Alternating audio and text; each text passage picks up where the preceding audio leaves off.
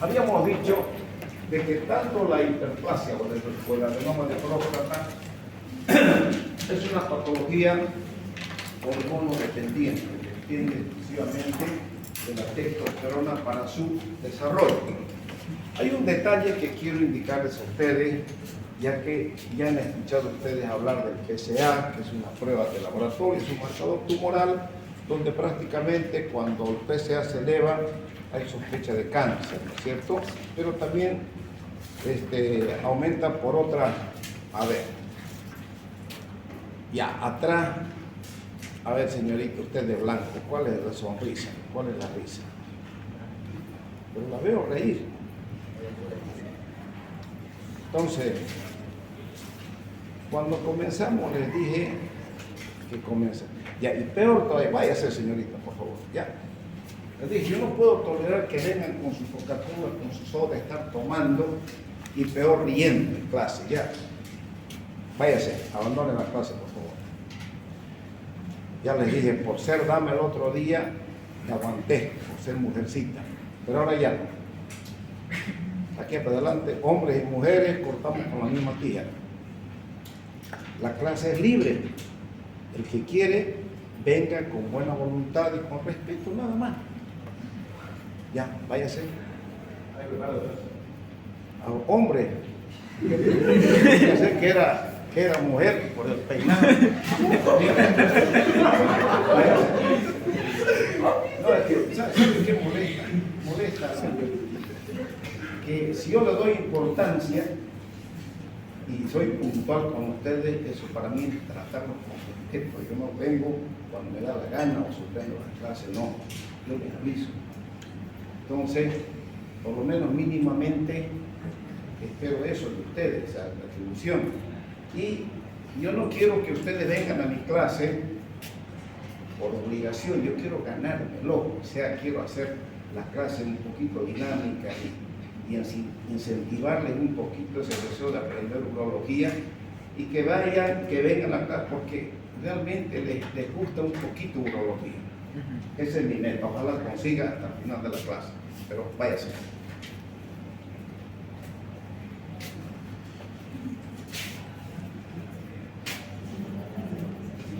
Ya saben los demás. Si están riendo, si buscan sonrisa, vayan a sonreír afuera y a charlar afuera. Aquí no.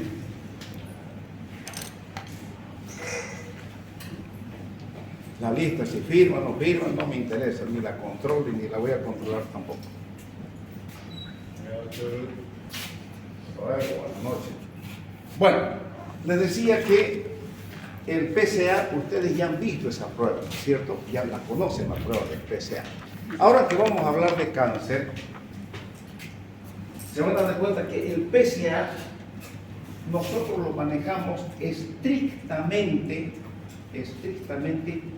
para controlar el cáncer ya diagnosticado, ya tratado. Me explico, vamos a ver un poquito más adelante, cuando nosotros hacemos una prostatectomía radical, el PSA baja, por supuesto. El PSA baja, por supuesto. Entonces, nos quedamos nosotros con esa espada de Damocles para ver qué va a pasar con el PSA. Si el PSA a los 6 meses, a los 8 meses, y como yo tuve un paciente al año y 2 meses, el PSA subió. Y si aumenta el PSA, ¿qué significa? Recidiva. Entonces, ustedes dirán, luego de una prostatectomía, y esto quiero que lo entiendan, luego de una prostatectomía radical, van a ver la pieza quirúrgica donde se saca toda la glándula prostática, la cápsula y todo el tejido prostático. Se sacan las vesículas seminales y se deja el cuello de la vejiga y se deja la uretra, tratando de respetar el esfínter externo, y se une la uretra al cuello de la vejiga. O sea, todo lo demás desaparece. Por eso es que, no habiendo próstata, el PSA debería irse a 0. Pero si el PSA comienza a subir, mal pronóstico. Quiere decir que el cáncer ya no estaba en el estadio T2, sino estaba en T3. Ya pasó, ya estaba fuera de la causa. Pregunta.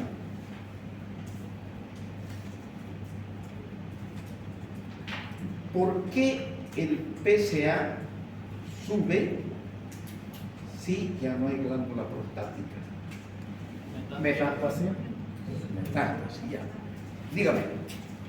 Porque en la prostatectomía radical puede ser que se haya creado célula neoplásica y que haya sufrido metástasis en el hueso, porque tiene preposición. Ya tiene afinidad por los huesos, perfecto. Entonces, ¿el PSA de dónde viene? Viene de las células neoplásicas que están en el hueso, porque está produciendo ahí. ¿Y esas células neoplásicas, qué tipo de células? Son células prostáticas, porque la metástasis es la célula Perfecto, de la jóvenes. célula. Ese concepto tan claro que lo tiene aquí mi amigo, quiero que lo tengan todos, porque eso no me lo saben explicar mejor me callo, en otras universidades. Aquí lo tienen claro y es así. Entonces, cuanto más metástasis existan del cáncer de próstata, principalmente tiene afinidad por los huesos que están cerca de la glándula, por la columna lumbosacra, la cresta ilíaca, la sínfisis del pubis, la columna lumbosacra, la columna dorsal, y luego va hasta la calota craneana, y luego ya se va expandiendo.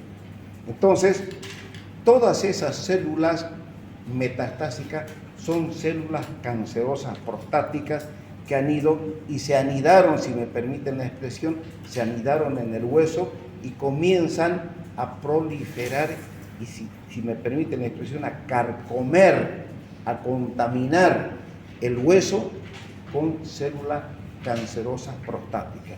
De ahí que nosotros nos aferramos estrictamente al PSA para controlar el cáncer ya diagnosticado, ya tratado. No es tanto así como para un diagnóstico, que nos ayuda, por supuesto que sí, pero no nos aferramos tanto al PSA para el diagnóstico cuanto se trata del tratamiento. Ya para el tratamiento del cáncer de próstata, ahí sí nos aferramos exclusivamente al PSA. El PSA vale oro para nosotros en el control de un paciente con cáncer prostático ya tratado. Entonces, ese concepto tan claro quiero que lo tengan, jóvenes. Cualquier duda, cualquier cosa, me lo preguntan. ¿Listo? Va, diga, ¿alguien levantó la mano por ahí? Nadie.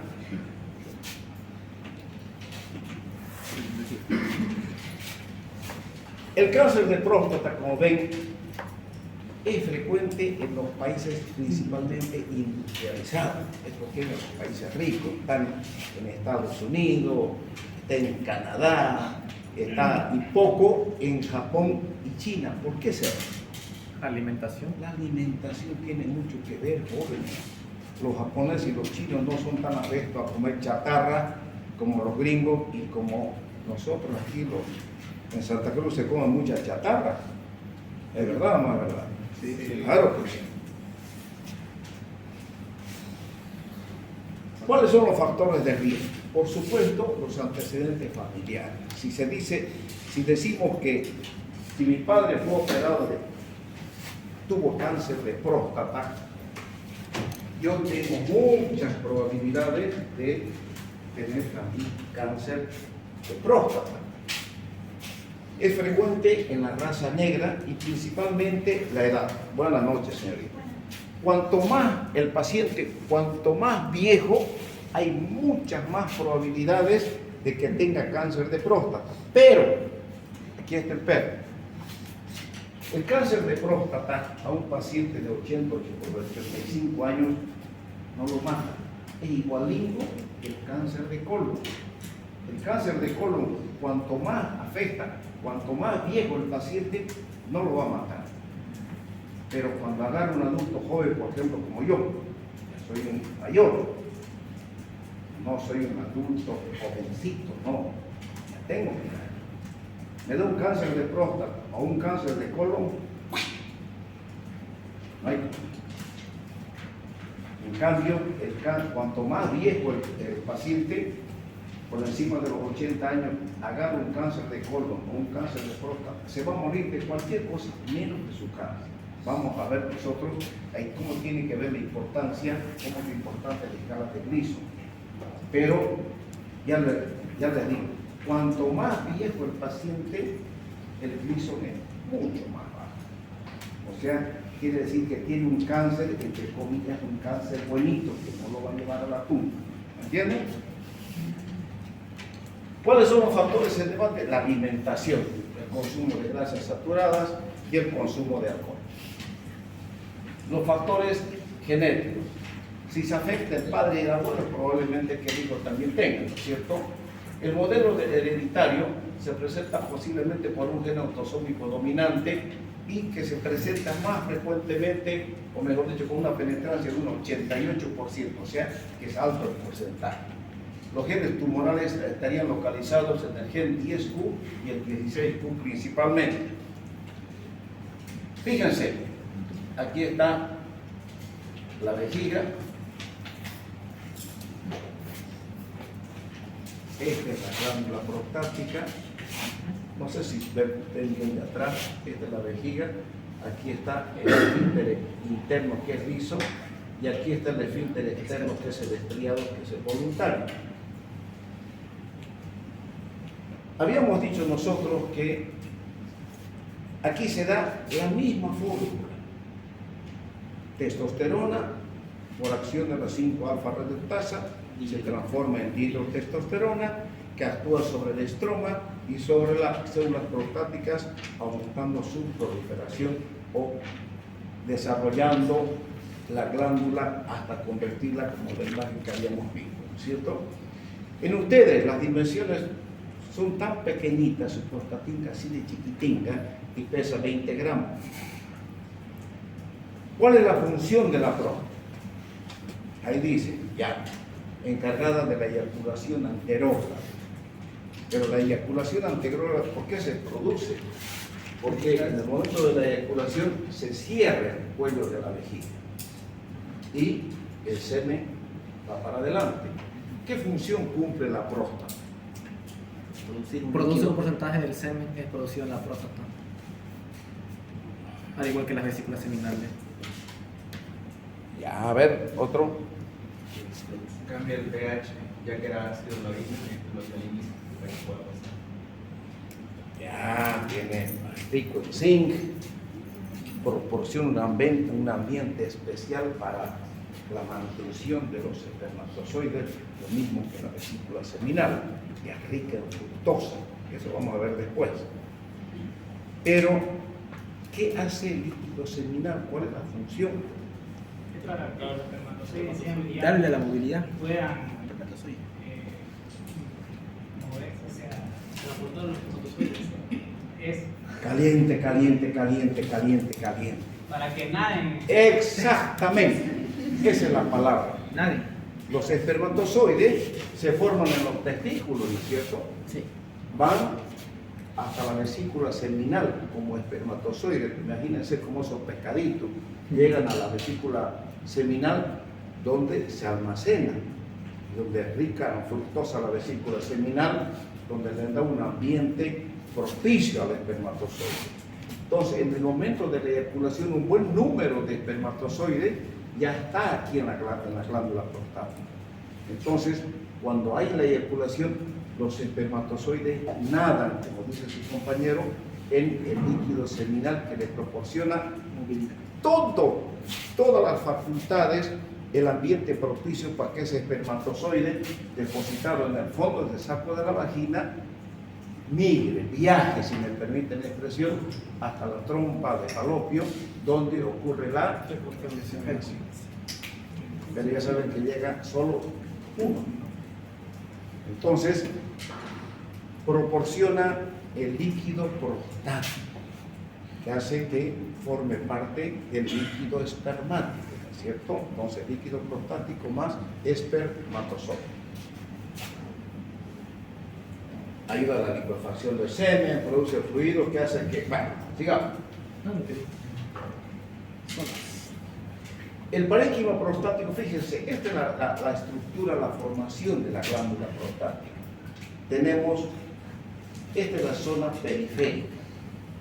periférica donde habíamos dicho que de la periferia se origina el mayor porcentaje de células cancerosas, de acá. De la zona de transición, hemos dicho que viene la hiperplasia. Y luego tenemos una zona central y una fibromuscular anterior. Lógicamente, en medicina nada 2 más 2 es 4, solamente que proporciona mayor cantidad de células que se convierten, que van para la hiperplasia prostática. Ese es el estudio que se tiene al respecto. Aquí está, lo que ya saben ustedes. Testosterona, 5-alfa-reductasa, hidrotestosterona y proliferación de células prostáticas.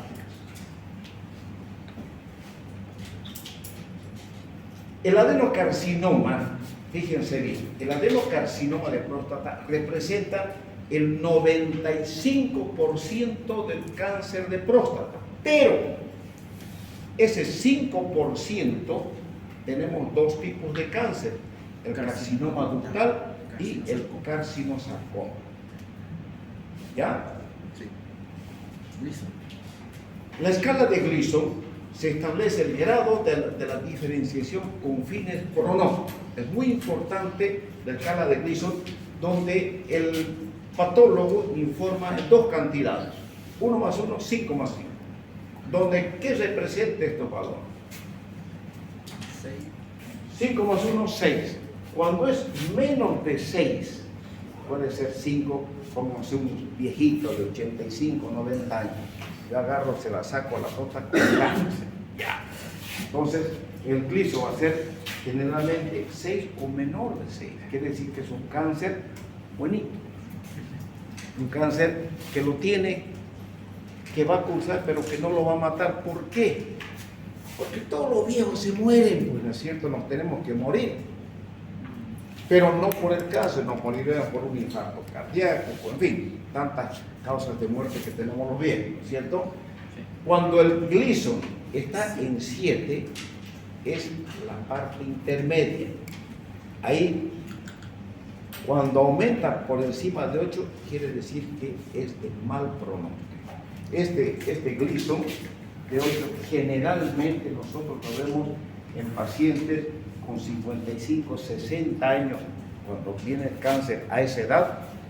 No les digo, ya les digo, nada en medicina es absoluto, pero el mayor porcentaje de cáncer con escala de Gleason mayor a 8 se da en pacientes más jóvenes. Estamos hablando de 60 años, yo ya pasé los 60, si acaso, ¿no? Entonces, pero sigo jugando fútbol, pues las moscas. Ya, sigamos. El estadiario, apaguen su celular, ¿ya? El TNM, tenemos, esto define el tumor. N define la afectación ganglionar y M las metástasis. Vamos a ver, fíjense mis queridos amigos, esto no les voy a preguntar en detalle esto porque no quiero confundir, no les voy a preguntar.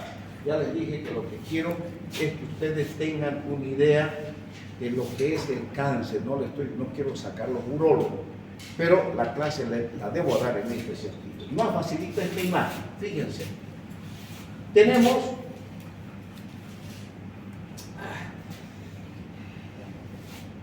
todo cáncer está, fíjense, esta es la glándula prostática, aquí están las vesículas seminales, esta es la próstata y aquí están las vesículas seminales. Todo cáncer que está dentro de la glándula prostática se cura. Y existen 2 formas de curación. Una cirugía que se llama prostatectomía radical, donde se saca absolutamente todo, les decía, se une el cuello a la uretra. Y la otra manera de curar es la braquiterapia, la radioterapia. se ponen unas agujas y prácticamente el cáncer se cura con esas dos técnicas. Pero tiene que estar en T1 y hasta T2C. Ahora aquí vamos a ir para atrás. T1, cuando el cáncer está detectado por una resección transuretral de próstata. ¿Qué quiere decir? Es un tacto, no toqué nada, puede tener un PSA de 4 o 5, PSA normal, y esto puede ser un hallazgo fortuito. ¿Por qué? Porque lo resequé sin sospechar el cáncer, el PSA estaba normal. No piensen, jóvenes, que para encontrar un cáncer de próstata estrictamente tiene que haber aumento de PSA. No es así. La urología va evolucionando y con esto yo no quiero confundirles, pero hay artículos que uno tiene que leer, yo no puedo dejar de leer los artículos, ¿no es cierto? Se están haciendo pesquisas de que hasta con PSA de 3 o de 4 se encuentran células cancerosas en la próstata. Mucho tiempo, dígame. Lo que le iba a decir que usualmente en esos casos el tumor es tan pequeño que su actividad no llega a pasar los márgenes normales muchas veces. Por supuesto, es que ya les dije, el cáncer no siempre está en la periferia, es un alto porcentaje que sí está. Y ahora se está viendo, jóvenes, que existe, no es verdad, una testosterona total y una testosterona libre que viene de la suprarrenal. Y hay un estudio, esto no lo anoten, esto no quiero que lo tomen en cuenta, nada, sino que hay artículos y hay estudios donde se está demostrando que tiene mucho que ver la testosterona libre, de acuerdo al valor de la testosterona libre que nos venga, se toma como un indicativo para ahondar estudios en un paciente con PSA normal que tenga probablemente un cáncer de próstata. Perdón, doctor. Paso. No, pasa que me olvidé una cosa en el aula. Pase, señorita. Gracias, Rolando. Ya lo abrieron, se lo comieron. Rico, Gracias, rico. disculpar. Entonces, la testosterona libre está... Bueno, la testosterona libre se está tomando ya como un indicador para orientar al urólogo para el diagnóstico temprano de un cáncer de próstata. ¿Entienden? Sí. Entonces es muy importante ese dato. Eso no es para ustedes, eso es para mí. Solamente les digo lo último que se está leyendo y son artículos que se están haciendo. Pero fíjense acá, todos estos cánceres, el T1A, menos del 5% del espécimen resecado, o sea, es tan poquito, prácticamente se resecó toda la próstata y en un pedacito había cáncer de próstata. Ese paciente está curado. Está curado, ¿por qué? Porque el cáncer estaba dentro de la glándula prostática, ¿no es cierto? Y fue un encuentro fortuito, por supuesto. T1C, biopsia realizada por un PSA elevado, pero está dentro de la glándula prostática. Seguimos. El T2, fíjense, T1 y T2, el cáncer está dentro de la glándula prostática. T3 ya está fuera. Ahí ya se perdió la posibilidad de querer hacer una cirugía radical o una braquiterapia para que tengamos un tratamiento curativo de ese paciente. Ya entonces, el T2 confinado a la glándula, T2A a la mitad de un lóbulo, T2B más de la mitad de un lóbulo y T2C más de ambos lóbulos prostáticos. Pero no salió de la cápsula. Eso es importante, joven. Ya, eso es importante que lo entiendan. Aquí está ya hemos repetido. Clasificación del cáncer. Cuando el cáncer se extiende más allá de la cápsula, ya entramos al estadio T3. Repitiendo, siendo repetitivo. T1 y T2 se curan. con prostatectomía radical o con una braquiterapia. T3 ya está fuera de la causa, ahí la cosa cambia. T3A, extensión capsular unilateral, T3B, extensión bilateral, y T3C, extensión a las vesículas seminales. Ya se está extendiendo mucho más. Aquí está, fíjense, por fuera agarra un lóbulo, este lóbulo pequeño, y aquí ya agarra el T3B, está agarrando la vesícula seminal. El T4 ya se extiende a órganos vesículos. T4A al cuello vesical y T4B a los elevadores del ano y a la par. Ya está. Todo el piso pélvico ya está tomado por el cáncer. Ahí ya no hay tutía. Ya no podemos hacer una cirugía curativa en este paciente. Solamente una cirugía paliativa, ¿verdad? El diagnóstico. ¿Se acuerdan que ustedes había dicho que el diagnóstico de un cáncer de próstata es mediante el tacto y la biopsia, ¿cierto? Hay la biopsia transrectal y la biopsia transperineal. Yo cuando hacía la especialidad en el Brasil estaba prohibido de hacer la transrectal. Yo me entrené y estudié haciendo la transperineal. No entrábamos para nada en la fe y estaba prohibido de hacer. Pero cuando vine aquí a Santa Cruz, lo conocí al doctor Gutiérrez y vi que él hacía la biopsia transrectal. Solamente que comenzamos a leer y prepararlo bien al paciente y vi que era mucho más sencillo hacer la biopsia transrectal que la transperineal, y dejé de hacer la transperineal y comencé a hacer la transrectal, que es mucho más sencillo, mucho más fácil. Teníamos solamente que hay que prepararlo muy bien al paciente, porque imagínense, la transrectal, introduzco mi dedo en el recto, guío la aguja al nódulo donde yo sospecho que está y meto la aguja y saco un pedazo de la próstata donde creo que está el nódulo. Imagínense, yo he visto que en la caja petrolera murió un paciente, un amigo mío, con una bacteria. ¿Por qué? Porque hay materia fecal, tenemos que preparar el intestino, tiene que estar limpiecino, darle sus antibióticos previo a la biopsia. Yo me cansé de hacer en la Caja Nacional, en la Irala, trabajaba en la Caja Nacional muchos años, y ahí hacía las biopsias y nunca tuve ningún problema. ¿Por qué? Porque tenía mucho cuidado en la preparación del paciente para no tener problemas.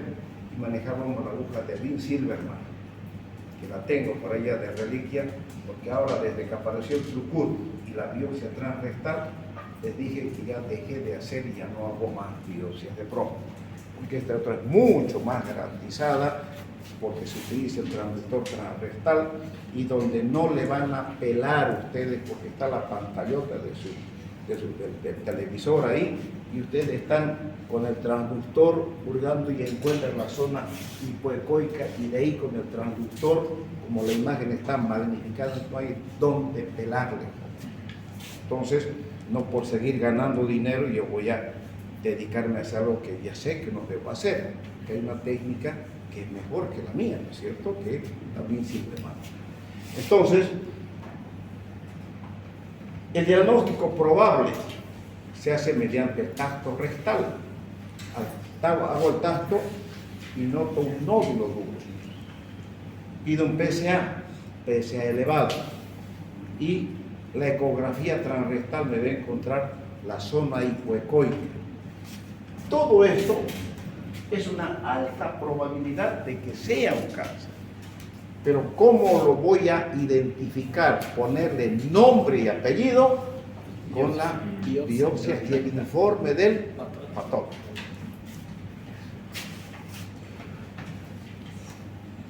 El examen dígito rectal, o sea, solamente el tacto, puede dar una falla de un 40% en el diagnóstico de un cáncer. Claro que sí. ¿Por qué? Porque cuando hago tacto, yo solamente toco de aquí a aquí, pero no toco esta parte. ¿Se dan cuenta, no es cierto? Porque la próstata, introduzco mi dedo en el recto y hago esto, palpo todo lo que puedo. pero no puedo irme hacia adelante. ¿Entienden? Entonces, y ahí puede estar los caminos. Ya les dije, no siempre el cáncer está en el lugar donde indica el libro, no. Alto porcentaje sí, pero puede existir esa variación. El antígeno prostático específico Solingo no detecta el 23% de lo que son. También un buen porcentaje que existe una falla. ¿Por qué? Ya les dije, puede ser el viejito que operamos. Hoy día hemos hecho una historia clínica de un viejito que tenía 350 gramos, pesó la próstata. Y tenía un PSA, por supuesto, elevado. Pero no era cáncer. Eso yo ya lo sé, que cuanto más viejo, aumenta el PSA. Cuanto más grande la próstata, aumenta el PSA.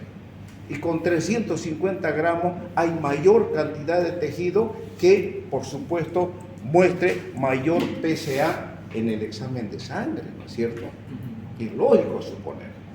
Y no era cáncer y no fue cáncer. ¿Entienden? Sí.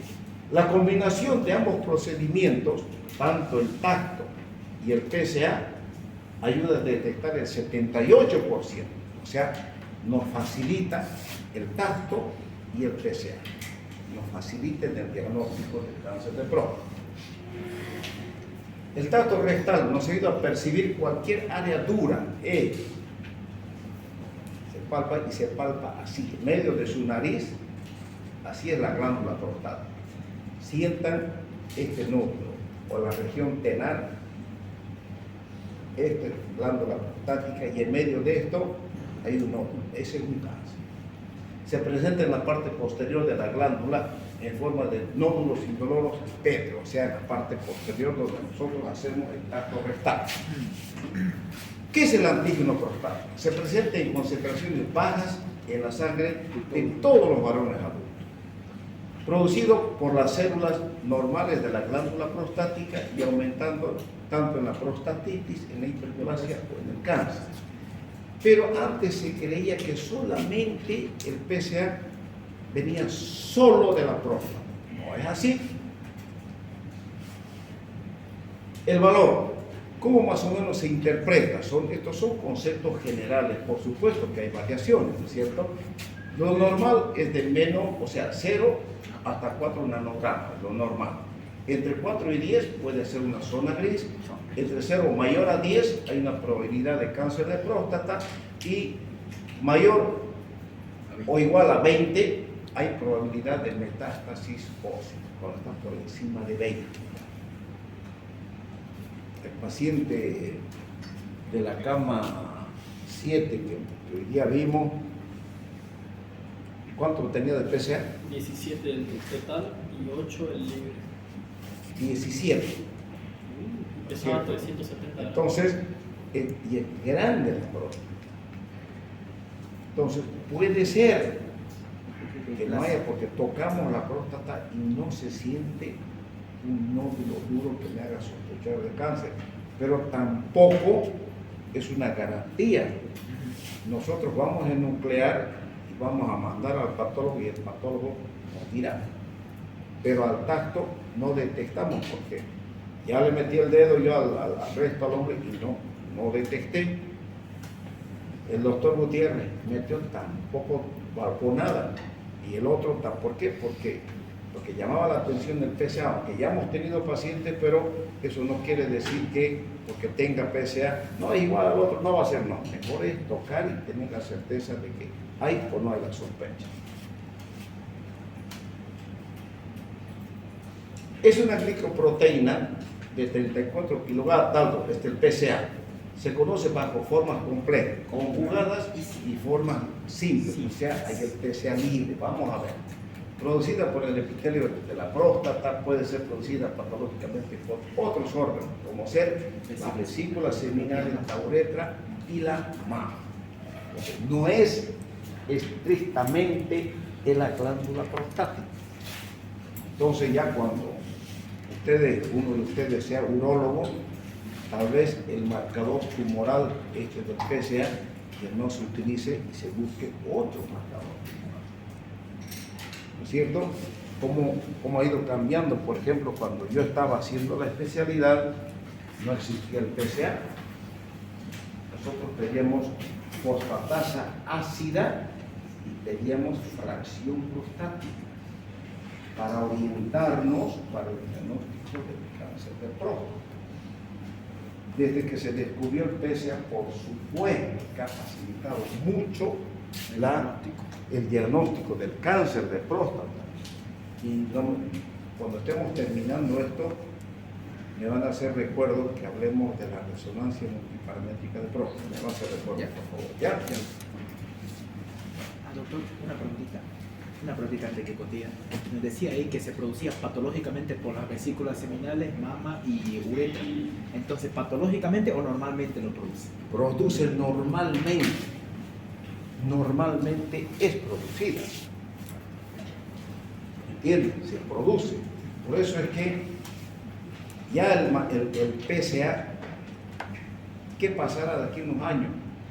Posiblemente ya se está buscando otro tipo de marcador que sea más específico. Pero también, jóvenes, ya hay otros nuevos estudios para el diagnóstico de cáncer de próstata. Se llama la resonancia magnética multiparamétrica de próstata con contraste, que ya se hace aquí en Santa Cruz.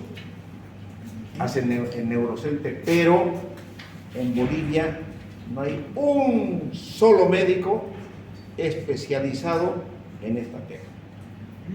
Se manda, aquí le sacan la sangre al paciente, o le hacen el estudio, perdón, y le mandan al hospital italiano, a la Argentina, para que allá hagan la interpretación de los estudios y de allá nos viene el diagnóstico. O bien, yo mando más baratito, porque hay que ver la economía de los pacientes, mando a Corumbá. En Corumbá sale mucho más barato este estudio. Claro, la molestia es de ir aquí hasta Corumbá, pero va en una noche, ¿no es cierto? En un colectivo, un micro, un colectivo, lo que sea, y les va a salir siempre mucho más barato que hacerlo aquí en Neurocenter. En Neurocenter está costando 4.000 bolivianos este estudio. Pero este estudio es tan maravilloso, jóvenes, que me indican hay alta probabilidad de cáncer. Entonces, justifica hacer la biopsia. No le voy a hacer una biopsia al tuntún, porque hay PSA elevado, pero no noto. Pero el paciente joven, estoy en la disyuntiva, ¿qué tal si lo opero y me estoy comiendo un cáncer? Entonces, antes, si el PSA estaba elevado, hacíamos tratamiento. ¿Cuál es la conducta? Yo tengo un paciente con un PSA elevado, toco y no noto un nódulo. Y yo sé que existen otros factores por los cuales el PSA aumenta, que son generalmente de causa inflamatoria, ¿no es cierto? Una prostatitis, una uretritis, una epidemia, en fin. Yo hago un tratamiento largo, más o menos, que dura un mes, con antibióticos. Si el PSA baja al terminar el tratamiento, no es cáncer, porque el cáncer no se cura con antibióticos, ¿no es cierto? Entonces, el PSA baja, ¿por qué? Porque era otro factor, otra causa inflamatoria la que estaba haciendo que el PSA aumente. Y esas veces yo agarraba, lo mejor es afuera de la próstata y le hacía una cirugía o una adenomectomía, dependiendo del tamaño de la próstata, o una resección endoscópica de próstata, si era más chica. Pero ya yo con esa tranquilidad lo operaba al paciente. ¿Entienden? Pero hoy en día, con este estudio maravilloso que apareció, entonces prácticamente me da altísima probabilidad, les cuento de mi hermano. Mi hermano lo operé con un PSA de 22, tenía 22, y la prostatota de mi hermano. Entonces, mi hermano, andate a la Corumbá, tenemos un primo hermano en Puerto Suárez. Bueno, fue y se hizo estudio en Corumbá, vino para acá, porque yo le tocaba y no encontraba algo que me indique que era un cáncer o sospeche de un cáncer. Pero con ese PSA yo no puedo estar tranquilo. Si no, mejor te opero, no hay problema. No, anda a hacerte esta resonancia multiparamétrica.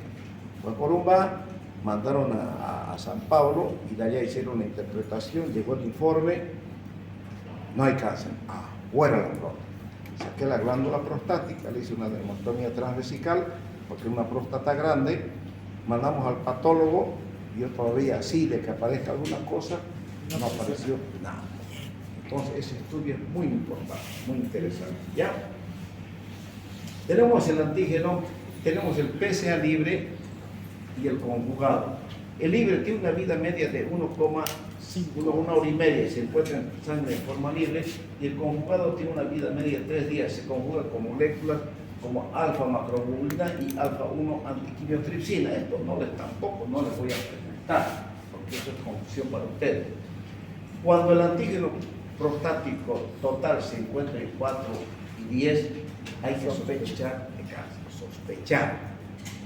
La relación del antígeno prostático con la fracción libre total es menor de 15 a 20%. ¿Qué quiere decir? Siempre el PSA libre, cuando informen total y libre, va a ser menor a esta cantidad, o esta cantidad, mejor dicho, 15 a 20%. Si es menor a esta cantidad, la cosa cambia. Y es muy importante, fíjense, la velocidad del antígeno prostático específico. ¿Qué quiere decir esto? Esto, lógicamente, no vamos a buscarle la velocidad del antígeno a un paciente de 40 años, no. Entonces, uno tiene sus pacientes y uno dice, a ver, usted que tiene 60 años, ¿tiene algún PSA del año pasado, de 2 años, de 3 años? Sí, doctor, muéstralo, tráigalo. Lo trae el PSA y uno va evaluando el aumento del PSA. Normalmente el PSA aumenta de 0,5 a 0,75 nanogramos por mililitro por año. ¿Qué quiere decir? Si está el crecimiento de tu PSA, porque el PSA siempre va aumentando, nunca el PSA se va a quedar en una misma cantidad. Mi PSA está aumentando, yo lo estoy siguiendo, y es muy importante para mí esta velocidad. ¿Por qué? Porque si está dentro de este rango, yo estoy tranquilo. ¿Por qué? Porque ya me estoy haciendo viejo, ya mi próstata me está jocheando, ya me está molestando. Entonces, es un avance normal del crecimiento de la próstata. Pero si este crecimiento aumenta, quiere decir a grandes pasos, en mayores cantidades, ubicará. Esto no está bien. Esto hay que no decirle es cáncer, sino nos induce a sospechar. ¿Para qué?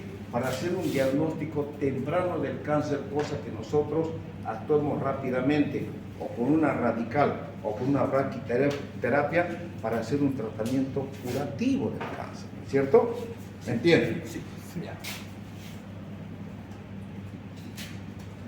A ver ese joven de azul que está mirando su WhatsApp y está riendo. ¿De qué está riendo? No estoy viendo, doctor. ¿Se va a negar? Simplemente sonrío porque me gusta tu clase.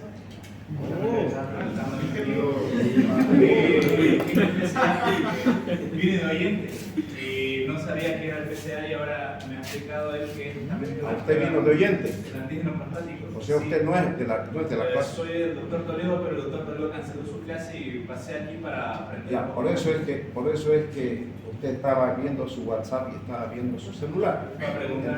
Entonces, no. A ver, tendré la cara, pero no soy. ¿No? Entonces, escúcheme. Aquí todos saben que si agarra un celular, no es oportuno, ¿no es cierto?, en media clase agarrar celular. Aunque sé que al doctor Toledo no le interese, porque él no quiere hacerse problemas con los alumnos. Y usted puede estar mirando su celular, él explica la clase y él dice, a mí no me interesa el problema de ellos. Hay gente así, pero yo no soy así. Y entonces, le invito a que abandone, mi querido amigo, en otra vez, en otro día, venga con todo gusto, lo voy a aceptar como oyente, venga, pero sin celular y deje de hacer eso. ¿Lo puedo poner mi celular en el bolsillo? No, váyase, ¿ya? Listo, joven. Entonces, esto es muy importante, este avance del PSA para la sospecha de un cáncer prostático. ¿Ya? Lógicamente, escúcheme, joven. Yo sé que a algunos de ustedes les va a gustar la urología. Y tal vez sea urólogo. Por eso es que les informo. Pero este crecimiento, tampoco soy tonto para exigirle a ustedes que sepan. No, es mucha exigencia. Solamente que sepan que existe un PSA total, PSA libre y hasta ahí nomás. Pero esto de los crecimientos y demás cosas no les voy a preguntar para que no se confundan. ¿Ya? Yo una pregunta, ¿ese valor del PSA es el PSA total que se ve entre 4 días? Ese es el PSA total, mis queridos jóvenes, es el que más importa en realidad en el informe de laboratorio. Al médico general le interesa el PSA total. Y es más, no todos los laboratorios informan PSA total y libre y conjugado, no. Generalmente la mayoría informa de PSA total. La mayoría de los laboratorios, inclusive a nosotros los urólogos. Entonces nosotros, por eso les decimos que como urólogo yo estoy en la obligación de saber cómo está avanzando tu próstata en estos 4 o 5 años que te conozco como paciente. Yo estoy siguiendo tu PSA y para mí es importante los trancos que vos estás dando con tu PSA para sospechar o hacer, si digamos en este último año tu PSA está aumentando,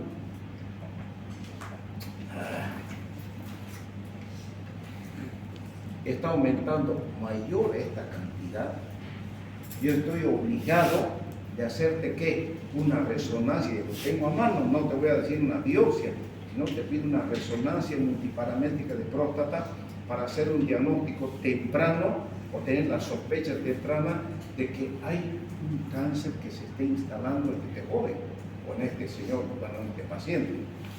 Entonces, para eso me sirve esto, pero no les voy a preguntar eso a ustedes. Pero deben saberlo o deben conocerlo, por lo menos tener una idea. El valor del PSA libre y total. El PSA total con valor de 4 a 10 nos indica una zona gris. Y la relación libre total tiene que ser menos del 15 al 20% cuando se trata de un posible cáncer de próstata. ¿Entienden? Aquí está lo que ya vimos anteriormente. ¿Cuándo aumenta el PSA? En una eyaculación, en un examen dígito rectal, en el ejercicio, cuando uno es ciclista, en un masaje prostático, en una cistoscopía, en una biopsia de próstata, cuando se hace una ecografía transrectal o cuando se coloca una sonda vesical. Por todos estos motivos, el PSA puede aumentar sin ser cáncer prostático. Después vuelve a sus valores normales, ¿no? ¿Perdón? Vuelve a sus valores normales. Claro que sí, por supuesto. Vuelve a sus valores normales.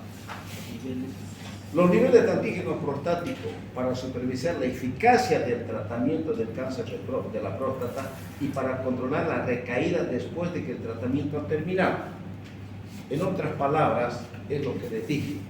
El PSA, para nosotros los urólogos, nos sirve estricta y exclusivamente para el control del cáncer de próstata ya diagnosticado, ya tratado. ¿Me entienden? Para eso estrictamente nos aferramos al PSA para el control, para el camino que va a seguir el cáncer de próstata en un paciente. Eso quiere decir todo.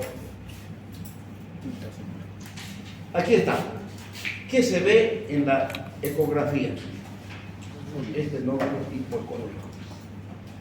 Aquí está el nódulo hipocotoico que mete el transductor, lo detecta y por aquí directamente se introduce el trucot, que es una aguja fininga con una pistola, entra y sale. Y prácticamente no duele como ese aparatango que yo manejaba, que es la aguja de Bill Silverman. ¿Cuándo hacer biopsia transrectal de próstata? Si el paciente tiene sospecha clínica al tacto rectal, inhibición y la elevación del antígeno prostático específico sérico, hay que hacer biopsia.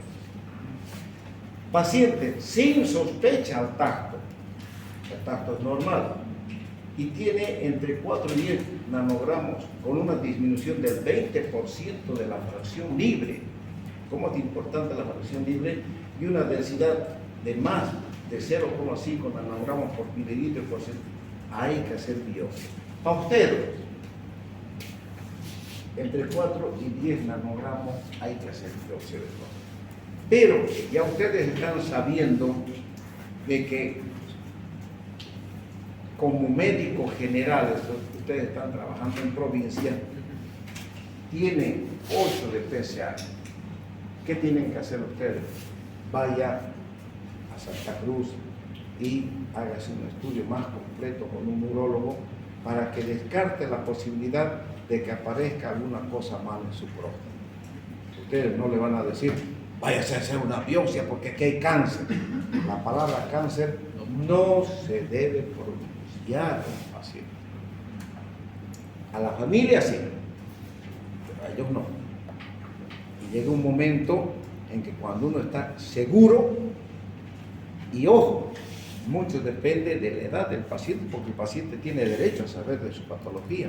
Cuando está seguro, siéntese, vamos a hablar. Usted es portador de esta patología y esto es lo que hay que hacer con usted. Tengo 2 compañeros de mi curso que les diagnostiqué cáncer de próstata y les dije, no te hagas operar aquí en Santa Cruz, en Plata, Brasil, te van a hacer una cirugía robótica, vos podés pagar $14,000, tenés plata, andá, y la robótica te van a sacar enteringa tu próstata, pero la robótica, jóvenes, la cirugía robótica, eso visto en el Congreso, la imagen es en 3D. ¿Qué quiere decir? Que yo para cortar acá, yo sé qué es lo que está pasando atrás, qué es lo que hay, hasta dónde voy a cortar, no hay ninguna complicación, todo es perfecto, obvio. Pero no hay robot en Santa Cruz, no hay en Bolivia. Vale $1 millón, el de primera generación valía $1.400.000, $1.600.000 y el de la tercera generación vale $1.800.000.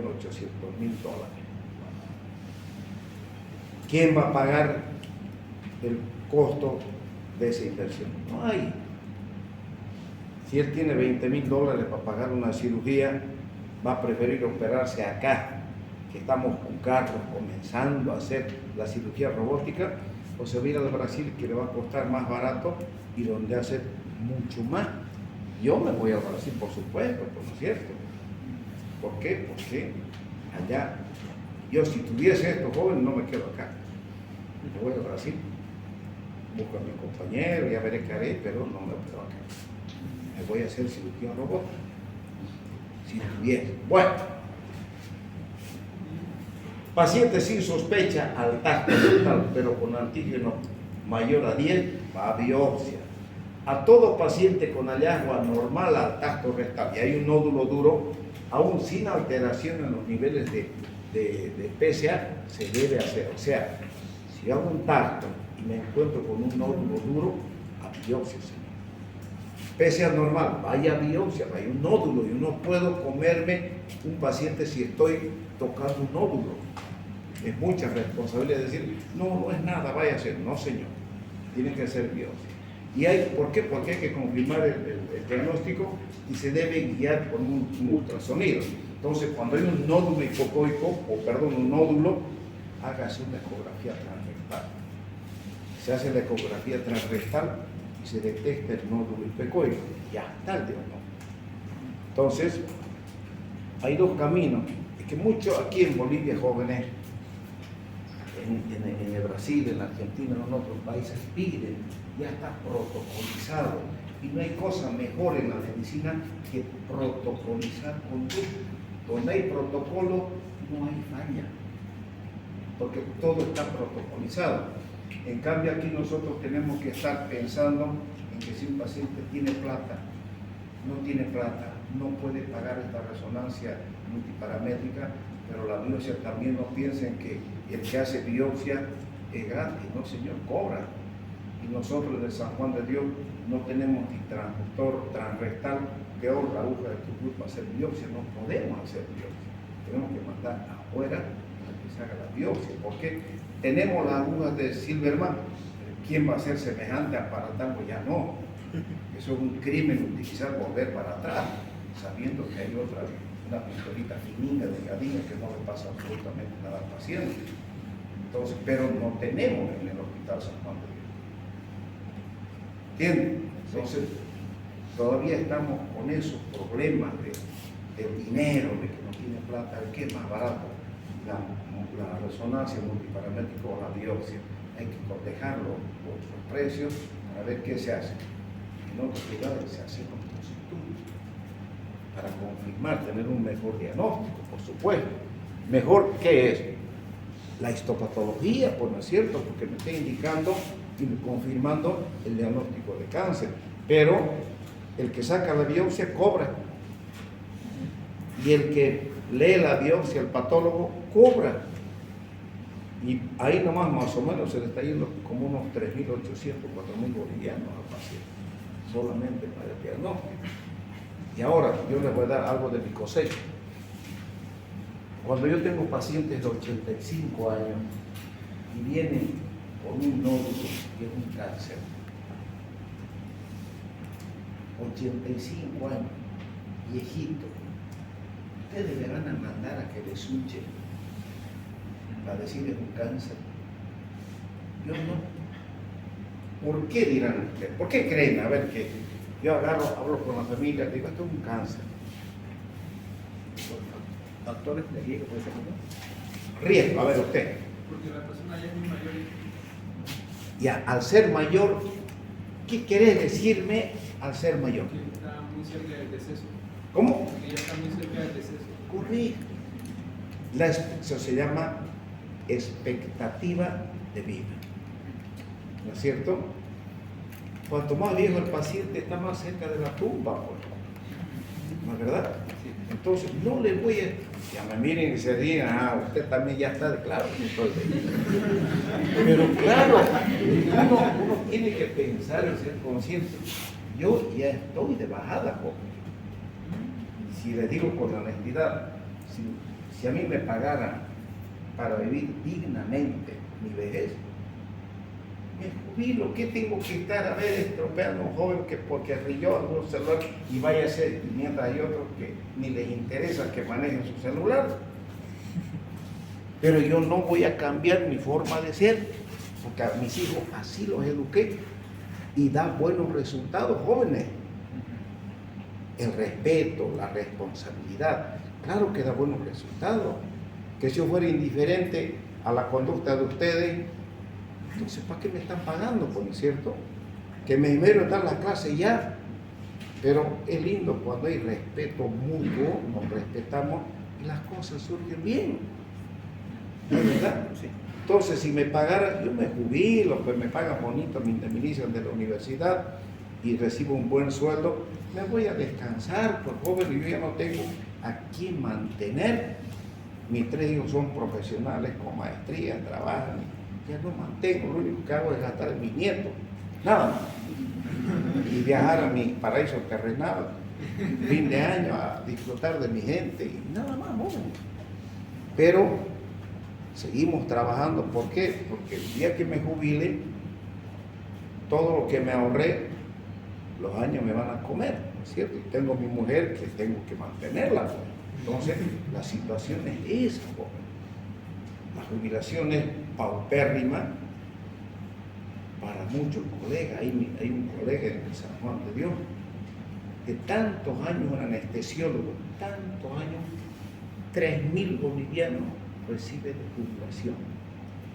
¿Acaso usted que ha estudiado tantos años, que iba a hacer que hizo especialidad en el Brasil, trabajó tantos años de anestesiólogo, se jubiló, 3.000 bolivianos ¿cuánto gana un empleado doméstico?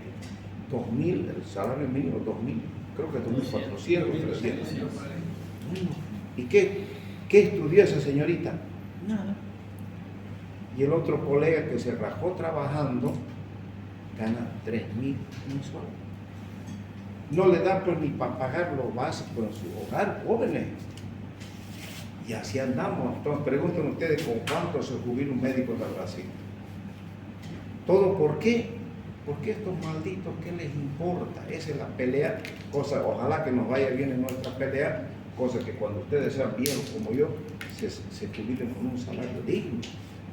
Estos malditos lo único que les interesa es robar y sacar la plata y la pichicata y la droga y tantas cosas. Yo no soy masista, ni voy a ser nunca masista, ¿no? Pero me molesta la ignorancia de la gente que nos maneja. Eso es real. Ya. ¿Para qué vamos a regar? Vamos, sigamos. No es momento de hablar de política. Bueno, fíjense.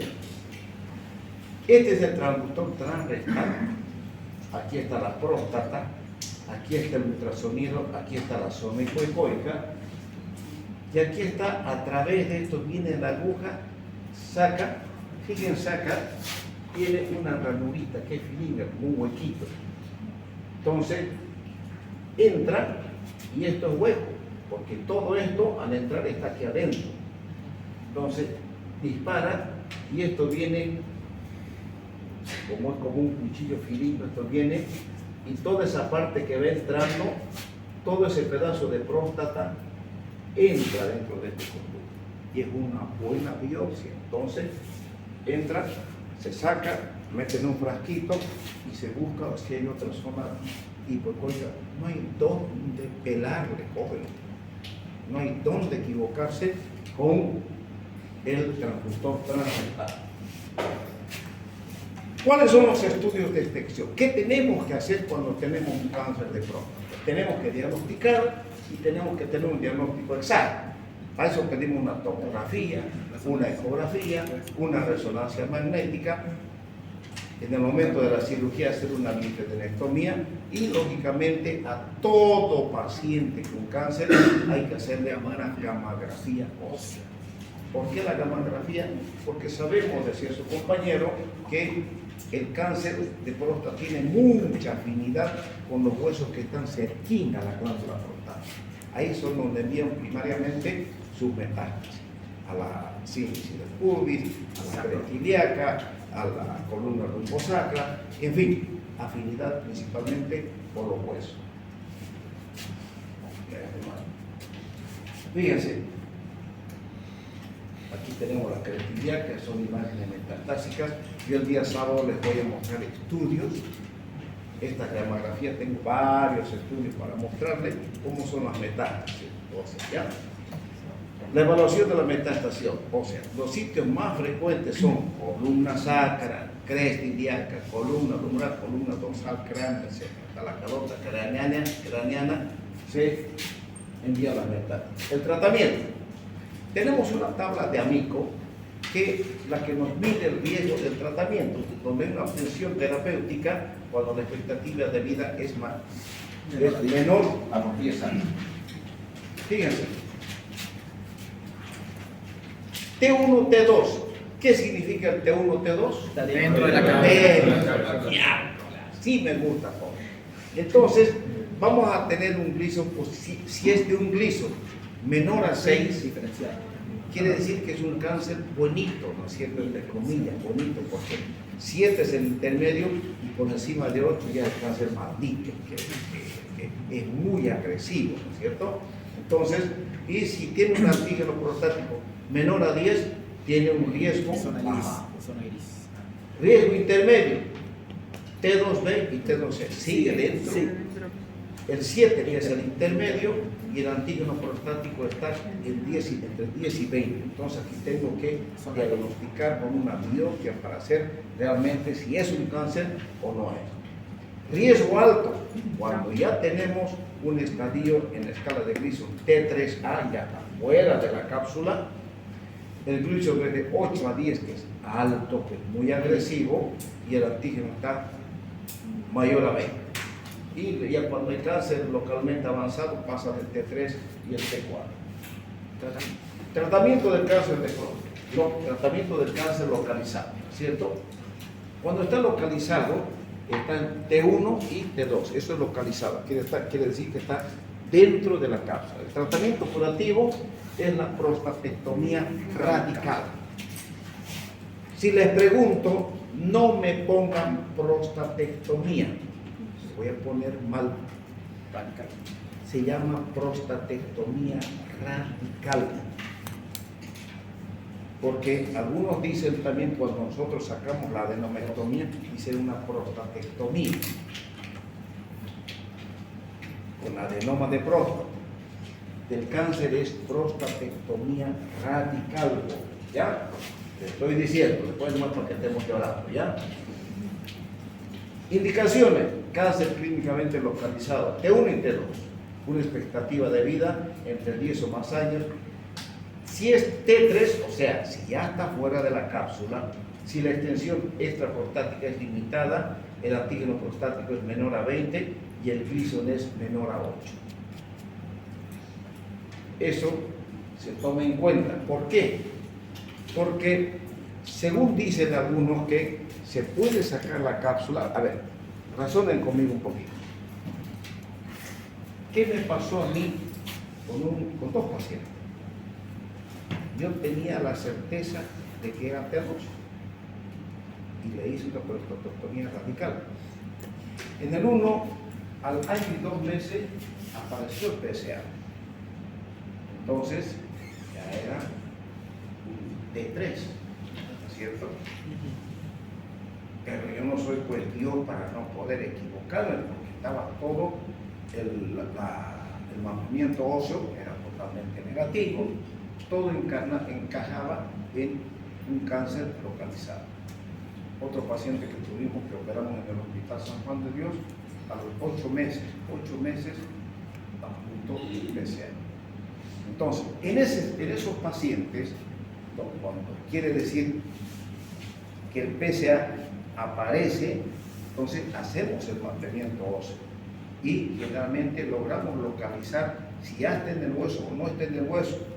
Pero si no está en el hueso y nos da negativo, hacemos una radioterapia. La radioterapia localizada prácticamente controla y puede matar las células cancerosas.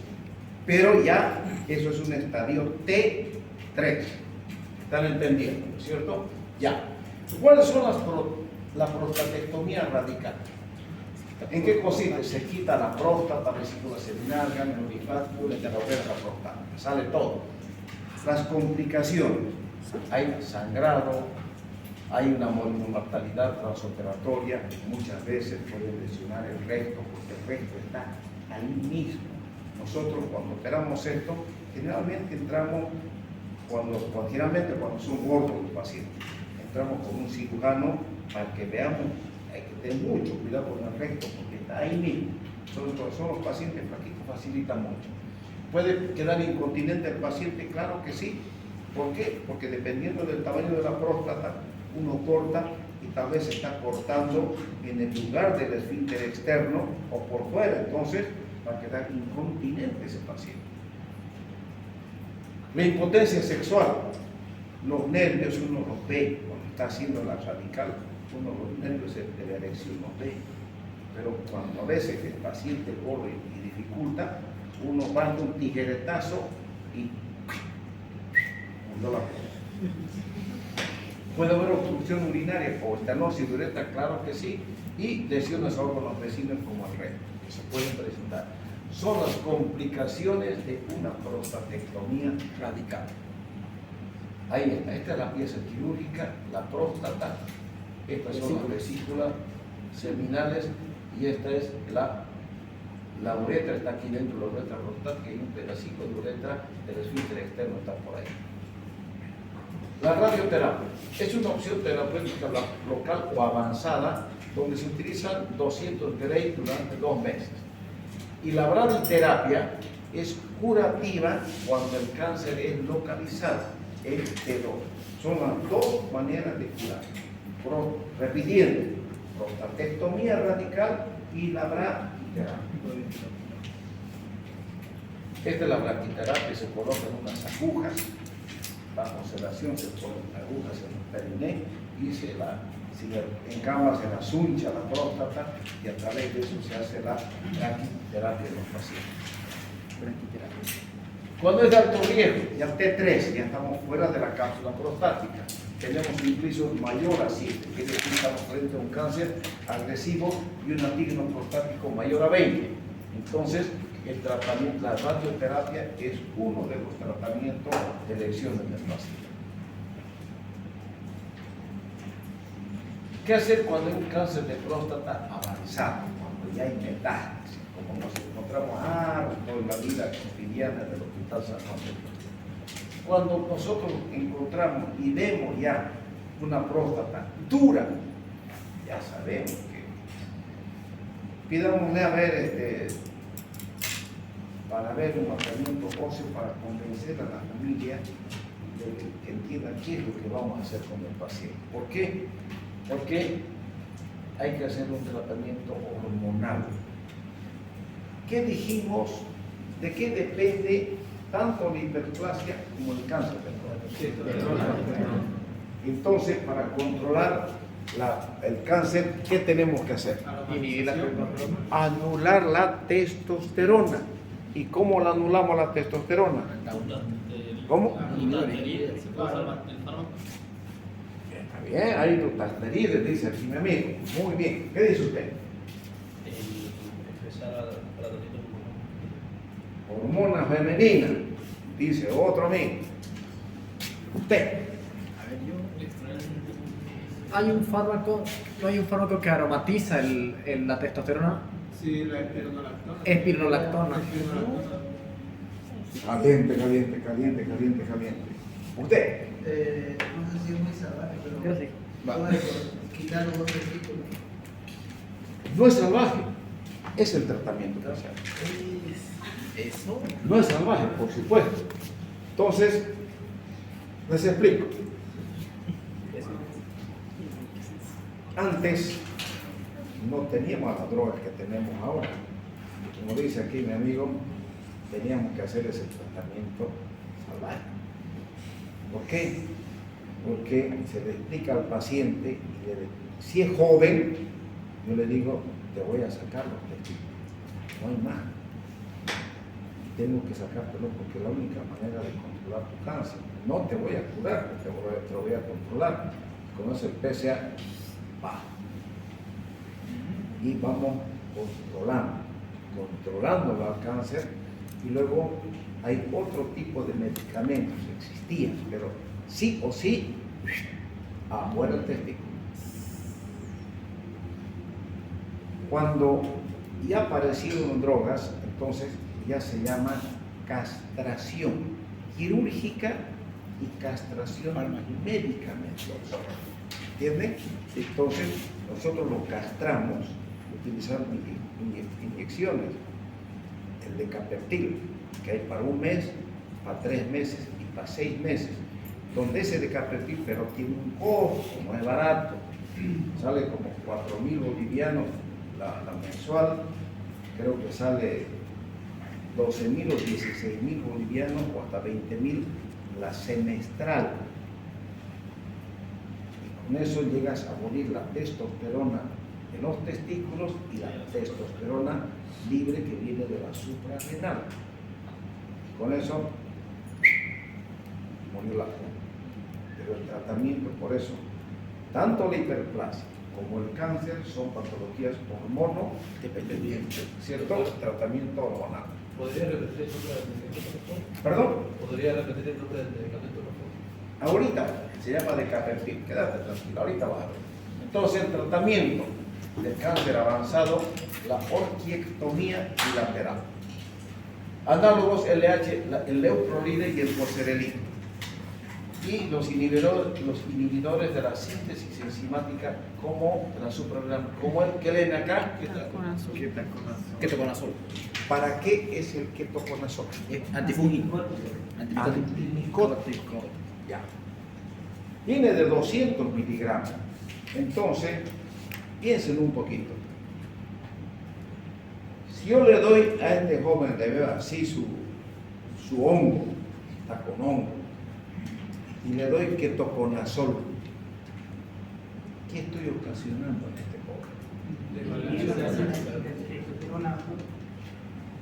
¿Y qué va a pasar con este joven? Exactamente.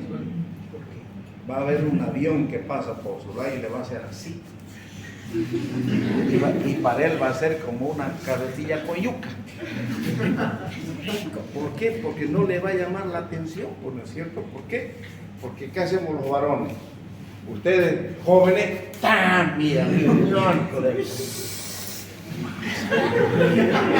piropo ahí.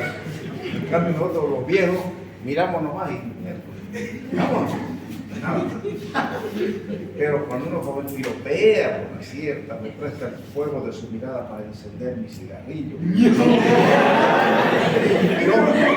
Pero hasta eso ustedes han perdido, jóvenes. No saben piropear. No saben piropear. Y si les pregunto a ustedes, ¿quién de ustedes ha dado una serenata para conquistar a su enamorado? No funciona. ¿Qué va con reggaetón?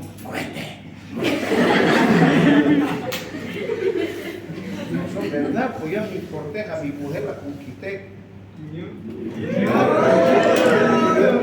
Oiga, antes éramos así, pregunten a sus abuelos o a sus papás, dábamos serenata, ¿no? A conquistarla, ya una serenata, éramos. Es que la mujer cae por curiosidad, hasta eso ustedes no saben, porque si vos vas a cantar a una señorita que te gusta y su madre, oye, ¿quién vino a cantar anoche? No sé, pero dijo tu nombre. Dice, ¿quién te quiere y te ama? Jorge se llama. Listo, entonces uno piropea pues. Y dice, ¿quién será? Y ella está ávida de saber quién le llevó serenata y vos no te das a conocer todavía. Pasa al tiempito otra serenata con canciones lindas que le hagan pensar, pues, ¿cierto? Que le lleguen a... Entonces, a ver, ¿a qué mujer no le gusta eso? ¿A usted le gustaría que le llegue una serenata? Más fina. Pero es verdad, jóvenes. Una serenata es bien romántica, ¿no es cierto? Claro que sí. Ya. Sigamos hablando del cáncer para que más o menos despierten algunos, que ya estamos terminando, ¿ya? Entonces, el ketoconazol, jóvenes, hoy en día existen otros antimicóticos para no usar el ketoconazol. Se puede utilizar, por supuesto, por el costo, que es mucho más barato que el fluconazol, pero el fluconazol que tiene otros efectos secundarios, pero no tan dañinos como el ketoconazol, aunque nosotros para el cáncer damos 2 comprimidos por día. En cambio, para cualquier antimicótico es un comprimido por día de 200 miligramos. Entonces, pero por ahí he visto 2 comprimidos de ketoconazol.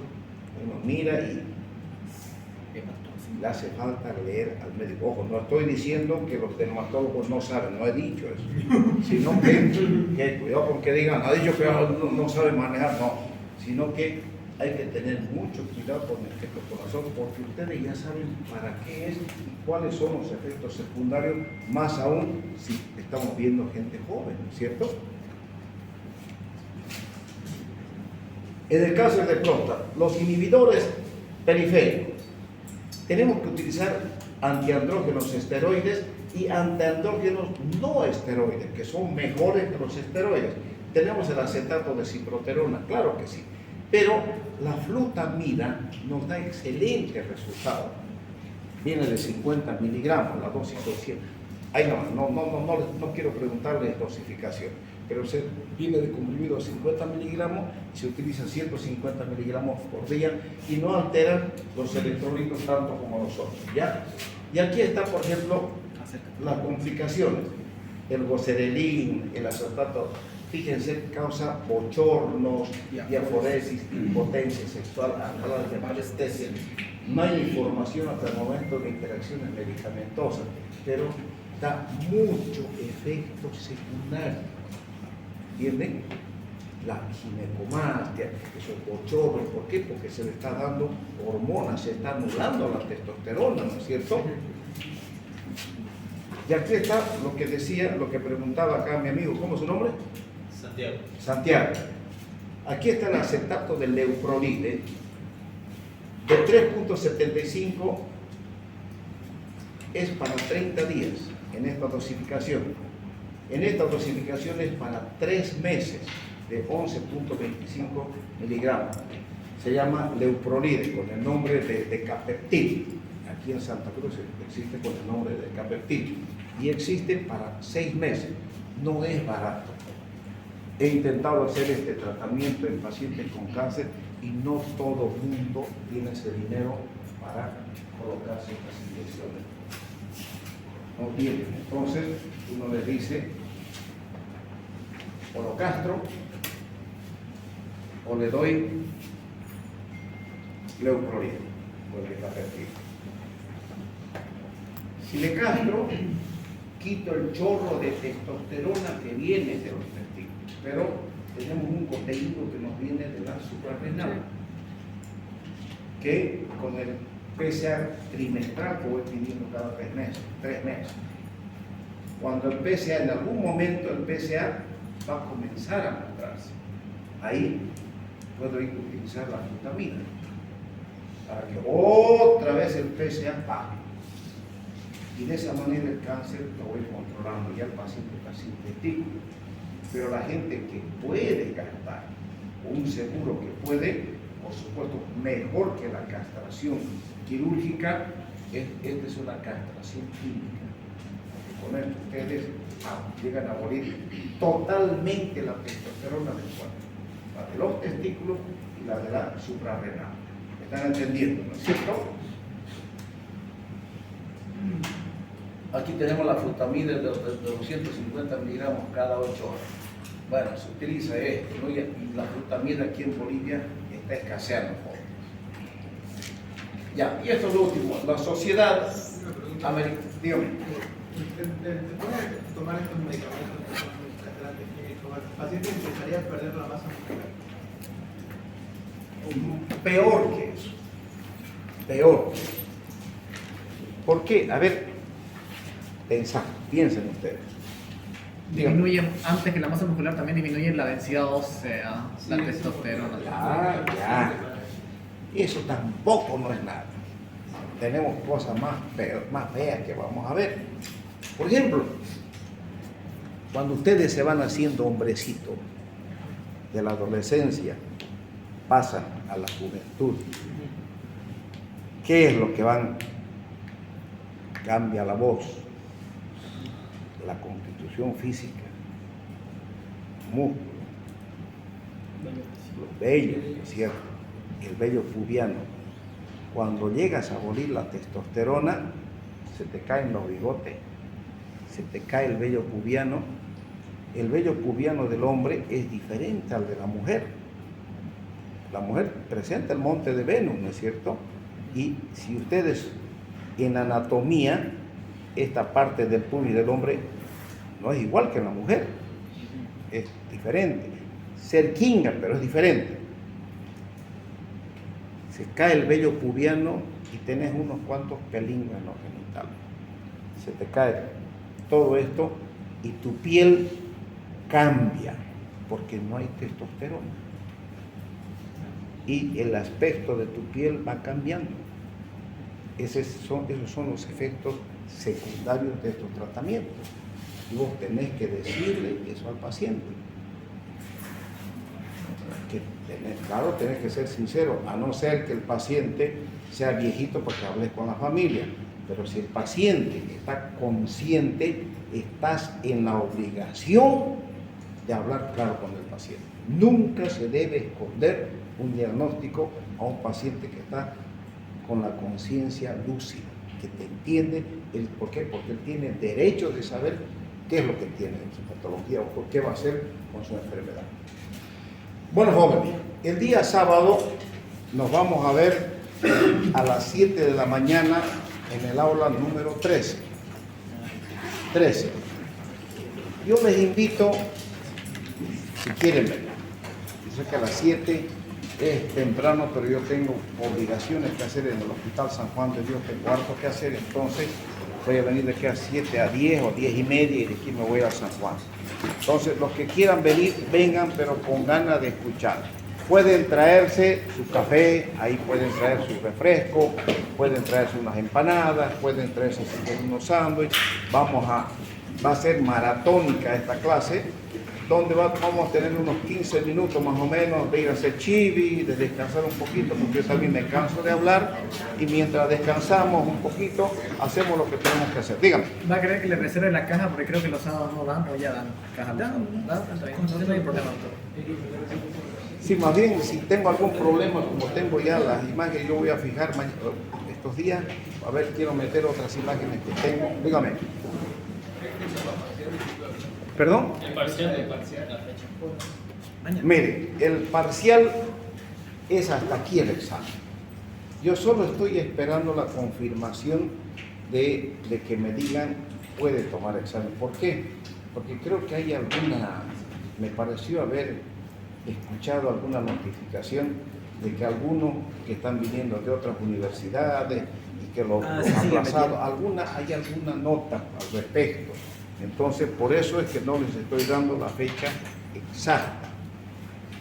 Yo ya debería el martes entrar a examen con ustedes, pero me estoy aguantando de decirles la fecha mientras no tenga certeza de ello. Pero, ¿qué tienen que hacer? Estudiar. Dijo que era de acuerdo de que